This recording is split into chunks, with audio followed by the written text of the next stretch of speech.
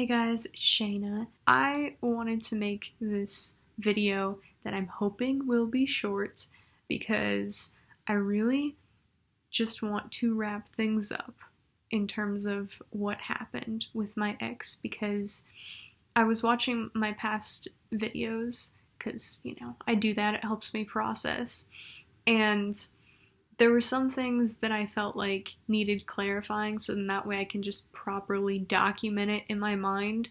And I feel like if I don't say it right now, I'm gonna lose it. And I think it'll be really powerful for me to be able to keep in mind later. Like, I spend so much time invalidating myself, making myself feel like shit, making me feel like I was wrong about everything, sort of emulating what he's done to me. And I just want to wrap this up and sort of hit the main points of what I did in our final conversation that was not unreasonable, that was not crazy. Okay, so in my last video, the video I made about the actual confrontation, the last conversation we had, I talked about how he bought me a PS4, and that sort of started, he brought that up, he did bring that up because he wanted to, or I was wanting my stuff back. I was like, there were two items that he was refusing to give me back, slash just considering keeping, and I wasn't down for that. I wanted it a one and done because I wanted to heal from this, get him out of my life and heal from this as soon as possible. I didn't want anything lingering. But he justified this idea of not wanting to give stuff back to me by saying, well, I bought you a PS4, but I'm not asking for that back, which, fucked up, right? He also cited the PS4 as an example of him having spent thousands and thousands of dollars on me. Obviously, when he said that, immediately I felt all this shame because I was thinking, wow, that's something that I already felt super ashamed of because I felt like I didn't deserve that. I felt really shitty about that. I already feel ashamed that he spent so much money on me. Because when he got the PS4 for me, I fought him on it. I was like, please don't get me one, Sort of for this very reason. I just don't want to think of it as me having guilted him into it, or for him to cite it later as oh yeah, I spent so much money on you or something. But that didn't work. Obviously, I'm thankful that he did. I don't just harass him about it all the time of, you did that and I didn't want you to.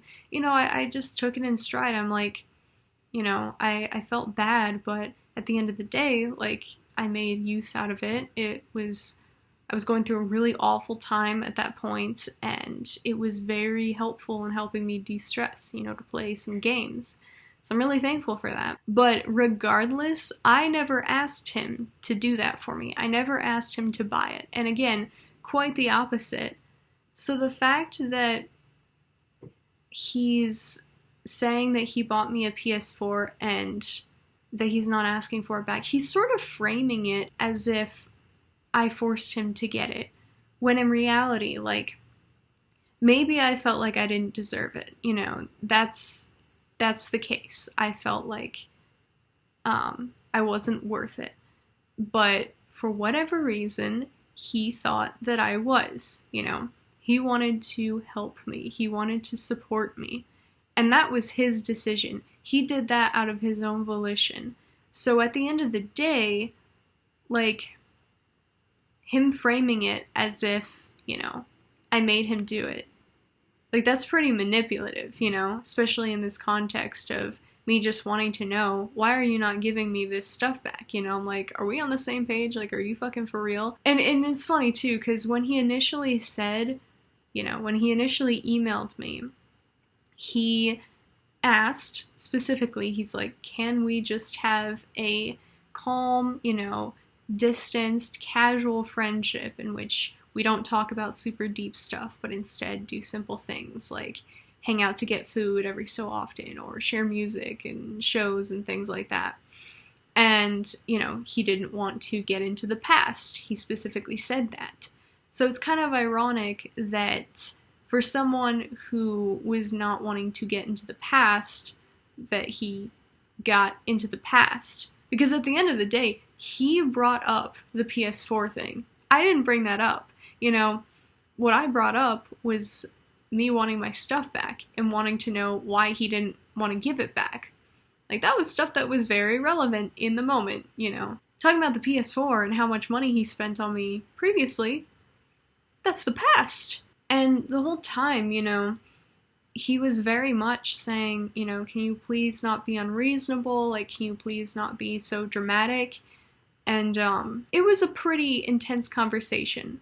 So I don't feel comfortable saying that I wasn't dramatic at all, or that I was the most tactful, that I just said everything that needed to be said in the calmest way possible.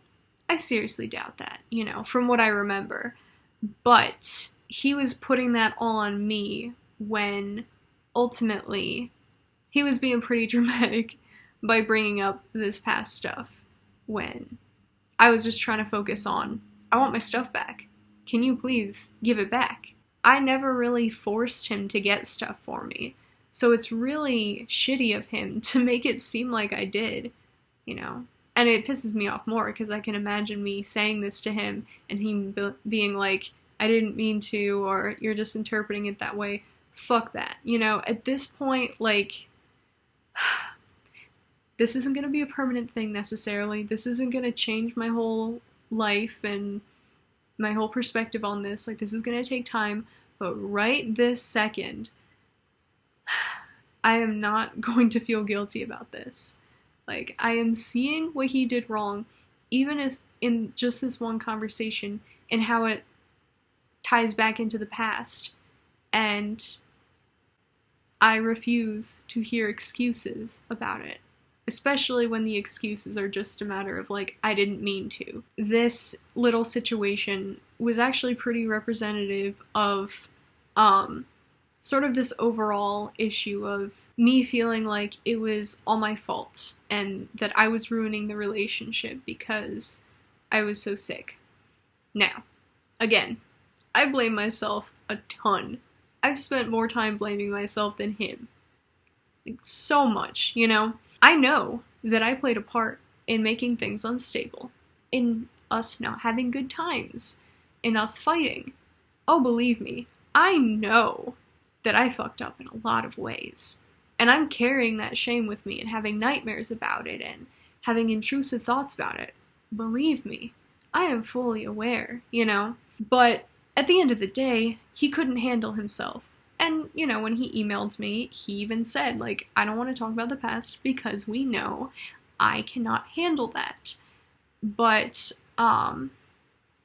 there's this definite element of him kind of blaming me for being sick and for things falling apart, and blaming me for him not being able to stick through it.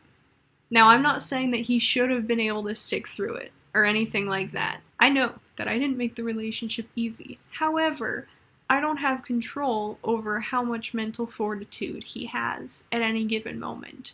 So him not being able to handle the situation, not being able to self-regulate, to react in such a way, and to communicate in such a way to where we would make progress towards a healthy dynamic. I can't control his ability, or lack thereof, to do that. I was very ill, and he could not handle that. And is it my fault that he was not able to handle that? What am I supposed to do to make him handle that? I mean, I guess I could be less ill, but I don't know. This is a hard thing for me to articulate, because this is a very big truth for me to accept. Especially given the fact that it's me coming up with this. You know, it's me starting to accept this. Because he will never, I mean, very likely, he will never see it this way. Similar to how some people are very quick to blame themselves, some people are also very quick to blame others. And I think he's one of those people. One of the things that I said during the conversation that I was kind of shitting on myself for after the fact was, I talked about, like, burning his drawing and everything, the drawing that I made of him. And, you know, it's like, why did I do that? I wanted to bring this up because, in the video I made before talking about the confrontation, I said that I did that because I wanted to regain power. But I honestly, like, looking back, I don't think that's actually the case, because he was really jokey about the situation. He was making light of it a lot. He wasn't taking it seriously. Like, even though I kept asserting, I really don't want you in my life, he's just like, well, can you keep me added on this messaging platform so that way we can talk about this? And I'm like, are you fucking serious? Like, I kept trying to talk about the gravity of the situation, and he just kept shrugging it off, or, like, you know, making light of it. And so I tried to illustrate this need to get away from him, the gravity of the situation, in multiple ways. And so one of them was me talking about burning the drawing. And alongside that, I was like, you know, does it feel good for you to know that you fucked someone up so badly? Like, do you enjoy that? You know, which I think is definitely probably the most salty thing I said during this whole interaction. That's a very easy statement to get him really defensive, which, you know, not useful because he already gets so defensive. And so if I am really trying to have a productive conversation, definitely not a way to do that. But either way, like, it is interesting to reflect and realize that I really wasn't trying to just regain power. And so now I'll move on to the thing that really made me realize that it was a lot more than just me wanting power. In the conversation, a very big thing that happened was he said, I don't understand why you hate me so much. And that caused me to take a step back, and I said, I don't hate you, you know, trust me. And when I talked to my therapist about this, she said, you know, I'm curious, what made you say that? And I thought about it. It harkened back to the situation that would come up repeatedly with us in the past. Specifically, when I was in treatment, we would have, like, these fights, these conflicts, these tensions, and I would ask him if he hated me, because I would get really worried about that. And I would ask him repeatedly, sometimes in the same conversation. For me, like, I was so desperate, I was so anxious that he hated me. Like, even though I asked multiple times, mainly, you know, maybe once per conflict, even if he answered the same way, it was like new information to me each time. Especially since it's like, well, it's a different conflict. Maybe this is the straw that breaks the camel's back, you know? I don't know. I have to find out. I need to check the facts on this. And every time I would ask, initially, like the first few times, he would say, in a very matter-of-fact sense, like, no, I don't hate you. That was good, I guess.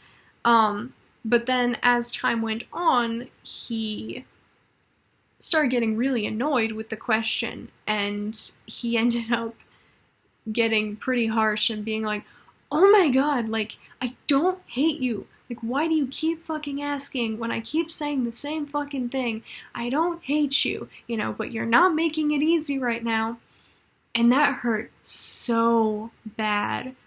And so I guess that's why I took the step back and asserted, really, like, paused and said, I do not hate you, trust me. Because I didn't want him to feel that way. I know how shitty that feels.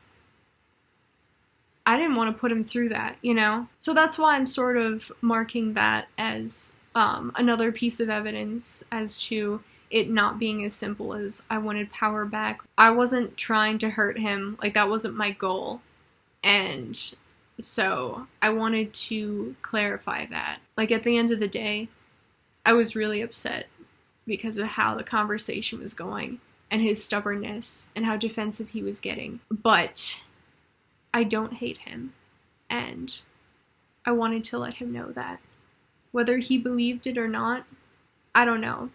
And I think that's part of the reason why I was really grieving that idea during the bonfire. Because it's like, I don't know if he believed that. And I feel bad that I wasn't able to articulate why exactly I didn't hate him, whereas I could now. But at the end of the day, would it have made a difference? I don't know. I don't know, but I have to move on, man. Like, I really have to move on. And yeah, that's why I wanted to make this video, because I feel like that's going to give me a little bit of a push, a little bit of substance. It's going to be a useful reminder for me to look back on this video and to be like, yeah, is it all his fault? No. But is it all my fault? No. You know, these are just a few points, just from one conversation, that were not reasonable for him to do, that were not effective in terms of communication skills and moving things forward. I want to be done with it. I want to move on with my life. And I am in a sense, but it's still invading my thoughts, so I need to move on. I mean, I already knew that before, but it feels very solid now, because I'm starting to see his flaws more. Whereas before I just felt like he was perfect and had nothing wrong with him. So yeah, this wasn't so much of an update as it was just like, I have to get these thoughts down. So I did that, and I will go now, and I will make another update video at some point. So yes, talk to y'all later.